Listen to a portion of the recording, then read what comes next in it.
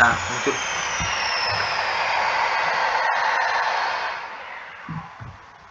Assalamualaikum Bu Feranita. Waalaikumsalam, Pak. Ya, jadi kemarin kita bertemu dan katanya hari ini Ibu akan bercerita tentang permasalahan pembelajaran yang Ibu hadapi pada hari-hari yang lalu. Kira-kira permasalahannya apa ya, Bu? Iya, Pak. Jadi saya ingin mengobrol dengan Bapak itu, saya agak frustasi sebenarnya, Pak. Ketika masuk di kelas, kemudian siswa itu tidak mendengarkan apa yang saya ucapkan, ribut, asik sendiri, terus main HP, dan sulit dikondisikan itu, Pak, kelasnya. Nah, saya agak sedikit frustasi ini, bahkan mau masuk kelas itu tidak semangat, Pak. Jadi seperti itu masalah yang sedang saya hadapi, Pak, itu di satu kelas seperti itu. Ya, jadi hari ini kita akan membicarakan yaitu permasalahan siswa yang ribut tadi, padahal sudah sudah diberi peringatan, tetapi tetap. Nah, seperti itu Bu ya, sepakat ya. Iya, Pak. Ya. Nah, selanjutnya eh, apa yang membuat Ibu merasa terganggu dengan permasalahan tersebut? Ya, saya merasa terganggu sekali, Pak, karena ya bagaimana saya mau memulai proses pembelajaran jika siswanya belum dapat saya kondisikan gitu, Pak. Nah, ketika anak-anak belum bisa terkondisikan, otomatis anak yang lain yang sudah siap belajar itu juga merasa terganggu pastinya. Nah, saya merasa apa nih yang harus saya lakukan nih sebagai guru, Pak? Iya.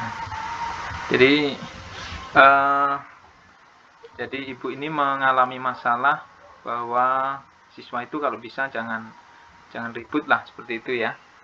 Nah, Ya, Pak. kira-kira situasi yang diinginkan Bu Feranita kan tadi eh, selain siswa pembelajaran berjalan baik, itu kira-kira situasinya yang seperti apa Bu?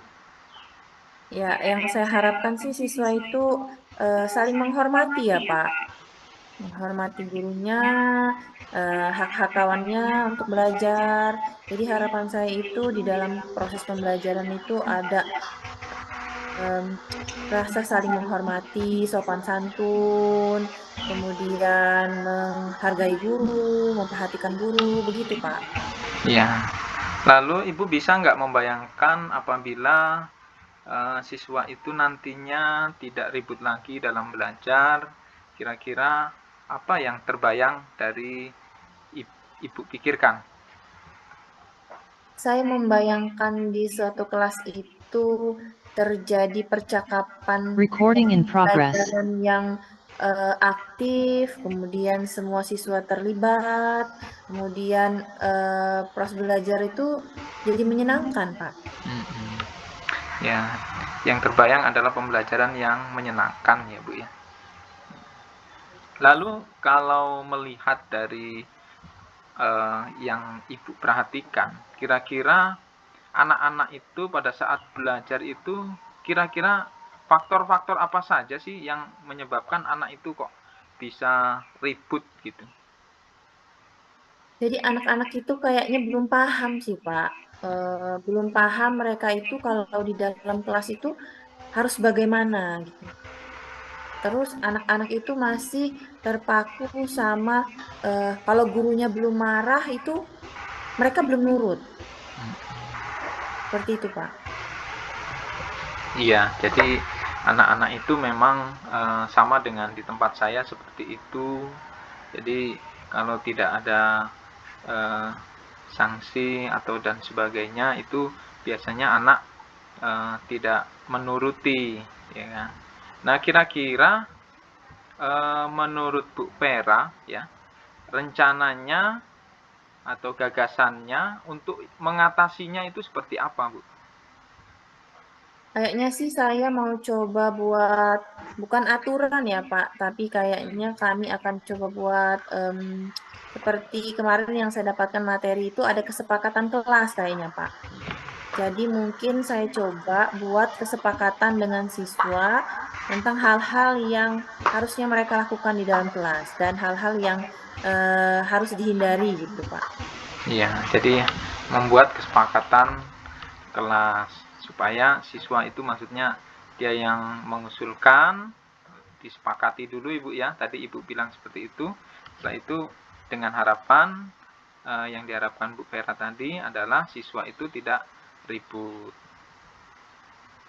Nah, kira-kira dari percakapan kita ini apa yang bisa Ibu simpulkan dari percakapan kita hari ini? Ya, dari percakapan ini saya merasa dapat menyimpulkan bahwa siswa-siswi itu mungkin belum tahu arahnya ya Pak. Jadi kita mungkin sebagai guru itu seharusnya memberikan panduan. Nah, untuk memulai proses belajar itu mungkin di awal kita harus membuat sebuah kesepakatan dengan siswa.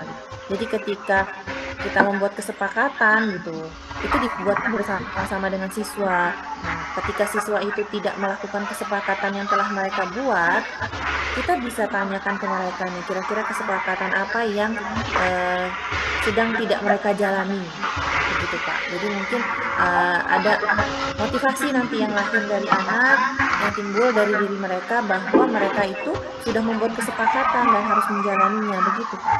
Iya, jadi menurut Bu Vera tadi untuk mengatasinya yaitu dengan membuat kesepakatan yang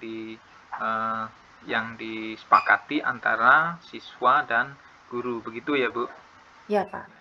Jadi kira-kira kegiatan untuk membuat kesepakatan kelas ini akan diadakan atau difasilitatori kapan itu Bu?